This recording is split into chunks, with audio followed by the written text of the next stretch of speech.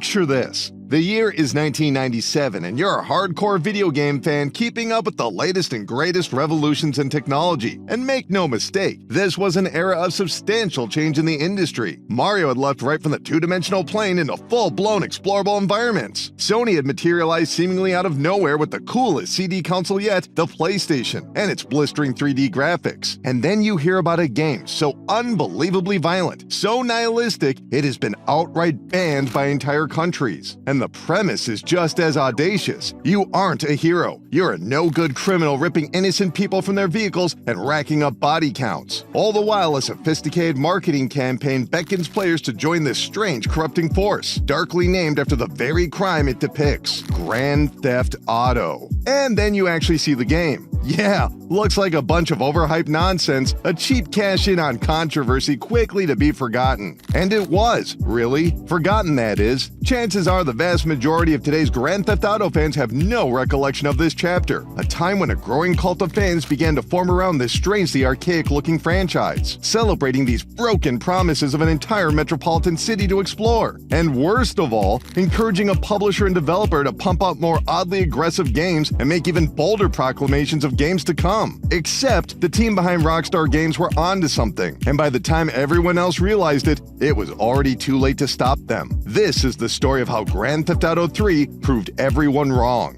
By the late 1990s, the video game industry was expanding at such a rate, it had experienced several booms and busts that completely flipped expectations and traditions. The arcades were dead, and then they came back with Street Fighter II and Mortal Kombat. Sega was the top dog in America, to suddenly falling behind newcomer Sony and arch competitor Nintendo. In short, things were in flux, but that had its advantages too. Previous talents that likely wouldn't have had such important roles in pop culture were being welcomed into the game space because of the speculation market of several media conglomerates, including BMG or the Bertelsmann Music Group, and one of their former mailroom employees, Sam Houser. Now you might wonder, why did a music company get involved in video games? And the answer is simple. Media companies back then meant physical media. Physical media meant distribution chains into retail stores, and they would use many of the connections they already had in entertainment to emulate the success of other companies like Sega to create interactive movies. These full-motion video games never quite captured the imagination of the mainstream, but did allow Sam Houser's film knowledge to become an asset towards video games, and so he advanced within the new department, BMG Interactive. Elsewhere in Edinburgh, Scotland, a group of developers were laughing manically at the deaths of dozens. Now, this wasn't any sort of violent crime. It was the cartoonish and lovable Lemmings. After a few paid port jobs, the studio and designer David Jones had stumbled into a gold mine. Lemmings was far from the most advanced game of its era, and yet its simplistic premise of guiding these helpless goofballs to safety had an infectious spirit all of its own. It was a puzzle game that could crack jokes, not only in pre-scripted events, but in allowing players to get caught up in all sorts of mistakes before ultimately deciding to let the green mop tops violently explode. Lemmings sold into the tens of millions, well beyond the traditional player base. The CD-ROM crowd BMG were catering to had already watched that cutscene before. They were too busy cackling at the seemingly sporadic humor of Lemmings. DMA design seemed due for a big breakthrough,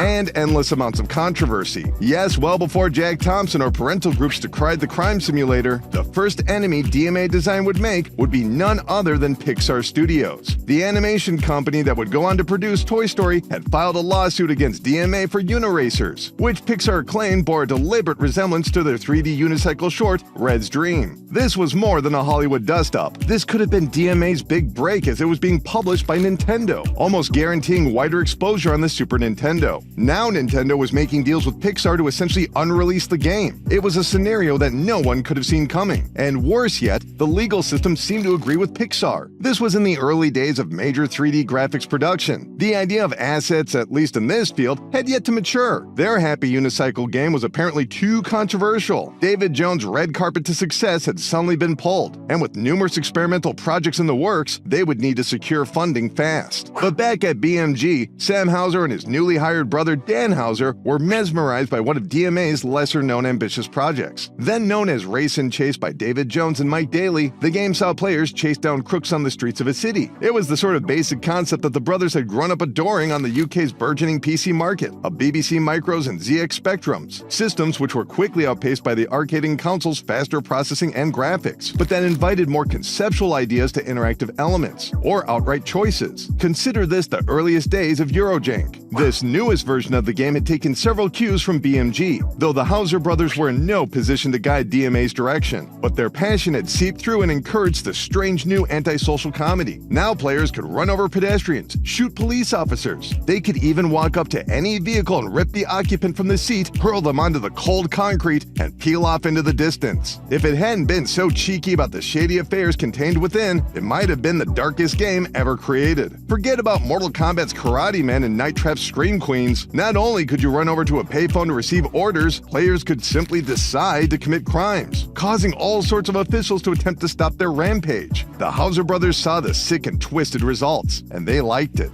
The British media, on the other hand, saw it as an existential threat to a decent society. It didn't take long for lords and the press to wring their hands in the sensational fashion of the time. But the Hauser brothers weren't worried. After all, they had a hand in leaking the information to create a bit of free press, a time-honored tradition for UK counterculture, of which the brothers were obsessed with. While the Americans had its own mythology when it came to organized crime, the British had long romanticized the individuals to becoming proper celebrities within the media itself, despite being objectively dangerous sociopaths. But this counterculture approach had produced counterculture numbers. Grand Theft Auto would cross over 1 million in sales, but that felt like a drop in the bucket given all the controversy it had produced. While UK fans would show off their copies with pride, being aware of what it represented, American players were far less kind. Grand Theft Auto was far from cutting edge, at least in visuals. It looked like the sort of thing you could play on a decades-old console, a point that would only be emboldened by its mostly accurate Game Boy port. Fans and critics who actually spent time speeding across the 3 locations, Liberty City, Vice City, and San Andreas, disagreed. Sure, the perspective was top-down and appeared 2D, but the freedom was only matched by the game's internal systems. Ambulances would arrive to heal your victims, cars could be sold for quick cash, and best of all, the cheat codes let you have all the weapons to cause all sorts of trouble. Passing the controller between friends would lead to hilarious and unique results. But at the same time as Grand Theft Auto released 1960s UK expansion packs, major franchises like Zelda were entering the third dimension. In the often shallow world of first impressions, Grand Theft Auto and all of its craziness left many players cold. Now, the following corporate sales and acquisitions and releases happened at such an astonishing rate, even longtime fans may be confused by the smattering of events.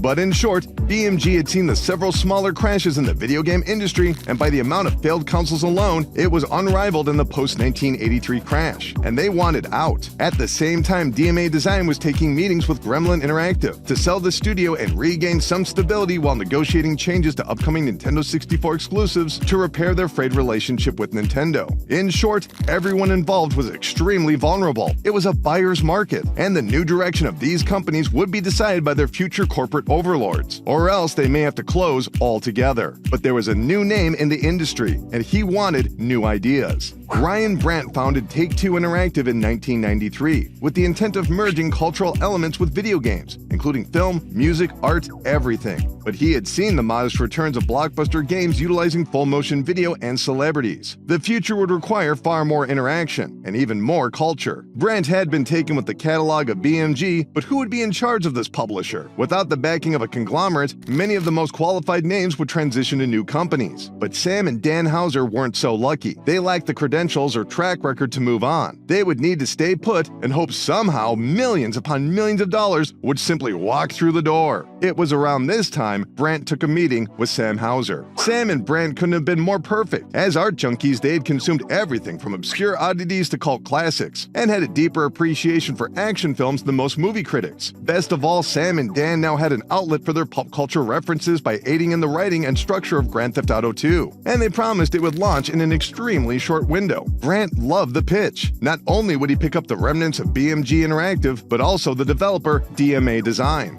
This, however, was not met with universal praise within DMA. Specifically, Grand Theft Auto designer David Jones was eyeing up the door. It was obnoxious enough having to constantly flex this extra edgy content. Now they were having release dates dictated to them from a pair of failed publishers. Jones had made Lemmings into an institution. Meanwhile, Grand Theft Auto 2 launched in 1999 on the Dreamcast, PlayStation 1, and PC, 3D to an even more muted response. And it certainly didn't help that the Housers had rebranded their publisher as Rockstar Games. Was this meant to be ironic? Their aggressive anti-establishing marketing proudly encouraged players to steal Grand Theft Auto 2 from stores, causing a controversy within retail, in addition to an expensive and ultimately tangential short film that played before the game started. They had certainly stepped up the budget, but this time, the UK controversy couldn't save the project, and American players were still baffled why on earth anyone would play something so old-looking. But fans were treated to an even more complex web of action and reaction, as futuristic cities were flooded with warring gangs. Doing a job for one automatically made you less likable to the others. Better graphics, far more interactive elements such as radio stations, and over-the-top weapons like electric guns made this an interesting addition to the franchise that once again saw release on the Game Boy Color. But David Jones had had enough, tendering his resignation to begin development on his own projects once again. The Housers, for all of their bravado, were not developers, and losing the foundational visionary of DMA was a serious blow to morale. But in another inexplicable wave of good fortune, there was already another waiting in the wings. Programmer Leslie Benzies had led the production of Space Station Silicon Valley, a strange Nintendo 64 game which allowed players to take over new creatures, gaining access to their abilities. For the first time in our story, critics and players were drawn to this new kind of game, although in limited numbers. Space Station Silicon Valley wouldn't sell all that well, and so the Rockstars were still looking for their breakout hit. Another Nintendo 64 game, Body Harvest by John White and Gary Penn, extended their concept around a singular and capable hero with an arm cannon. Instead of taking over other living creatures, this 3D world allowed the protagonist to drive several vehicles which featured unique controls. The Housers' attempts at shocking the audience into buying their projects wouldn't be enough. They needed to utilize this promising new rendition of DMA and finally prove that they could deliver a compelling and, most importantly, mainstream game. But this new development would require a complete structural change. BMG's old location would be swapped for Rockstar Games' new headquarters in New York City, and the Housers were thrilled with the opportunity. What better place to develop a game about a sprawling American metropolis? They would go from vacationers to expats, embracing everything they had imported since birth. But it appeared the greatest city in the world couldn't live up to their long-held expectations. While the UK had a thriving nightlife, once the sun set, New York City was awake, but they were mostly working. To really experience the America they had been waiting for, they would have to build it. And this is where the seeds of Grand Theft Auto 3D, later to be known as Grand Theft Auto 3, would be planted. Leslie Benzies and his team back at DMA would absolutely be the backbone of everything that was produced. But the general tone was supplied by the Housers, who insisted the game resemble reality. However the game would end up, it would need to be the world they recognized outside their apartment windows. No more wizards, no more Mario, no more Sim City. You, the player, would be a career criminal rubbing elbows with the worst scum in the worst city in all of America. Now, at the risk of becoming overly technical, open-world 3D games had certainly already existed. In fact, much to the chagrin of the Housers, the PlayStation 1 classic driver had beaten them to the punch of recreating the greatest car chases in film, now rendered in the blocky pixels of the 32-bit machine. And Part 2 would only further borrow elements from GTA, like roaming on foot before entering a car. Sam Houser had always insisted their ideas were better, but with Driver turning up blockbuster sales, they were more Rockstars than Rockstar Games. Grand Theft Auto's first attempt at 3D seemed several years too late, but in reality, it was perfect timing. Sony had unveiled the PlayStation 2 and its all-new DVD drive. Storage had suddenly multiplied by tenfold, but more importantly, the processor and streaming data capabilities could utilize that storage to uncurl an entire city in full and complete 3D. One famous anecdote from David Kushner's 2012 book Jax, The Outlaw Story of Grand Theft Auto, is Sam Houser witnessing an early 3D rendering of an innocent person being thrown from a driver's seat and the camera switching behind the car. Sam Houser suddenly felt a lot more confident. Celebrity actors such as Michael Madsen, Kyle Lachlan, and Robert Lozier were entering recording booths and lending their iconic voices to a tale of swirling mafia cliches. And this certainly raised a few eyebrows. Even if the age of the average gamer was going up each and every year, a lot of these references were going to be going right over their heads. But Grand Theft Auto 3 wouldn't be for kids. It would take the revolutionary system created in Edinburgh and splash it with the same anti-establishment attitude all over Rockstar Games. And this is perhaps best exemplified by the extensive radio system written and produced by the Housers and Laszlo Jones. It wasn't simply their favorite songs, it was a living environment, as alive as anything else in Liberty City. Sure, people would get bored of the same old cutscenes, but cruising around and hearing funny commercials and outrageous DJs giving listeners a little too much information was creating early memes. In the age before podcasts, the call-in station Chatterbox FM was an hour of bizarro comedy, and it was only one of several choices that could be tuned in at any time. time. From the snooty classic music of Double Clef FM to the pop hits of Head FM, the Housers had accurately replicated the chaos of American commercial radio.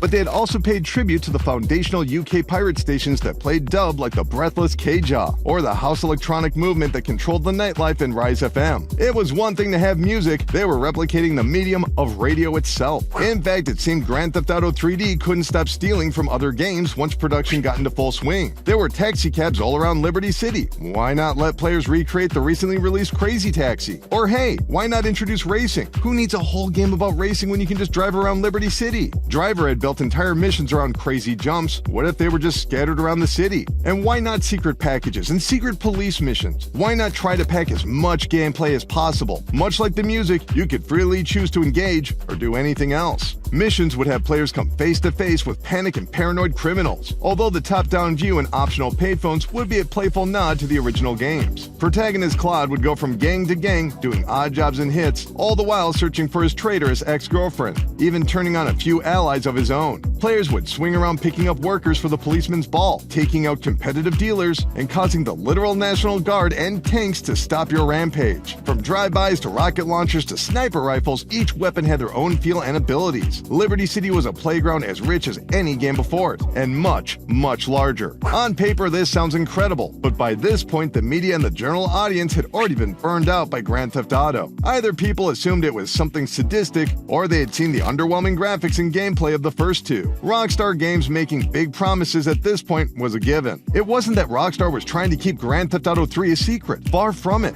They continued the aggressive marketing campaign and interviews, but the general public had heard it all before. And to be fair, Rockstar was yet to become the Rockstar we know today. They were developing quirky Austin Powers shovelware on the Game Boy Color that wouldn't qualify as a game, but some sort of useless personal device. Thrasher Presents Skate and Destroy had plenty of skate culture and authenticity, but was quickly rolled over for the more mainstream Tony Hawk. One silver lining was Viz Entertainment's State of Emergency, a wacky 3D beat-em-up that translated well to E3 demos. Meanwhile, Grand Theft Auto would appear at the exact same trade shows to far less appreciation. For the time being, Rockstar would have to settle for the mostly positive reviews of Smuggler's Run and the street racing game Midnight Club from Angel Studios. Still, neither gave any suggestion DMA would be able to pull off their lofty concept. Yet as development went on, more journalists began taking a closer look at this 3D Grand Theft Auto, and they were walking away astonished. How on earth had the same group from only a handful of years ago produced something so revolutionary? Or was it revolutionary? Or was it just more of the classic Rockstar hype? Preview articles were cautiously optimistic,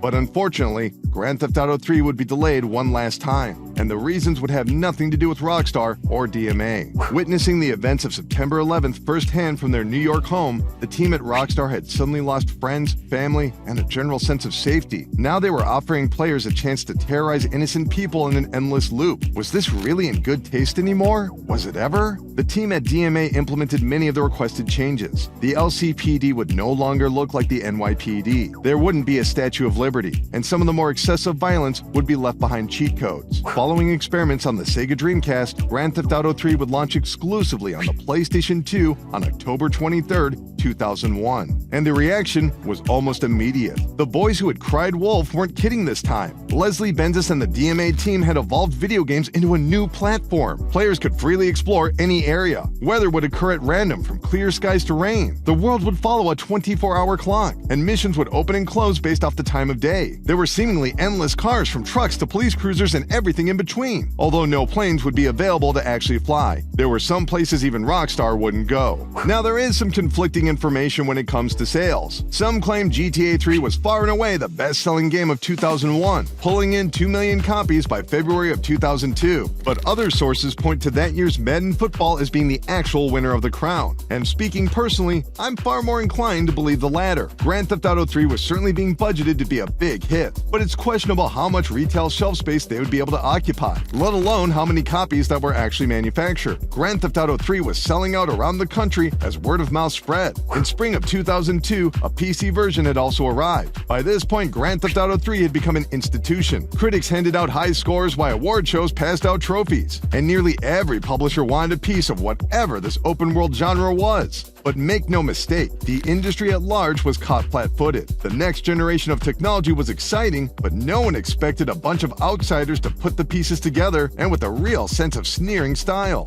Rockstar would still put in as many immature jokes as possible. They would take swipes at each and everything they didn't like, and rip off every movie they loved. Following the tragedies of Columbine and September 11th, many were looking for less violent entertainment. Grand Theft Auto, on the other hand, slammed on the gas pedal, and if you didn't get the joke, you were a joke. Tanner from the Driver series was unceremoniously dropped in as a goofy NPC to be killed in a mission. Rockstar had thrown down the gauntlet. They weren't here to be friends. And this only ballooned Grand Theft Auto 3's reputation. Rockstar Games and DMA had pulled off the heist of the century, and they weren't about to stop. After years of the Grand Theft Auto franchise being mildly tolerated, it would now become the core influence of game design going forward for that generation. Everyone from Jack and Dexter to Tony Hawk were borrowing moves from the silent protagonist Claude. The cultural paradigm had shifted. Rockstar had become the enemy of concerned media groups, but they welcomed the heat. For every bad headline, they saw 3 great reviews. For every country, such as Australia, that outright banned GTA 3, there were a wave of curious players acquiring copies from less than legal means. In only a year, Rockstar had gone from a mostly unknown to the most influential publisher around. Grand Theft Auto had become shorthand for popular video games. Now, it would be easy to shape this story as some sort of inevitability. The Housers, David Jones, Leslie Benzies, and many more were determined to do something meaningful in video games. But had development on Grand Theft Auto 3 started any later, the shifting culture of the post-9/11 sensitivities may not have allowed it. Had the original Grand Theft Auto sold better or been more appreciated, perhaps the Housers wouldn't have had such a big chip on their shoulders. But the crews at DMA and Rockstar wanted to push back against the bad reviews and dismissive comments. And they did so not by repeating the exact same mistakes, but by evolving into an entirely new format.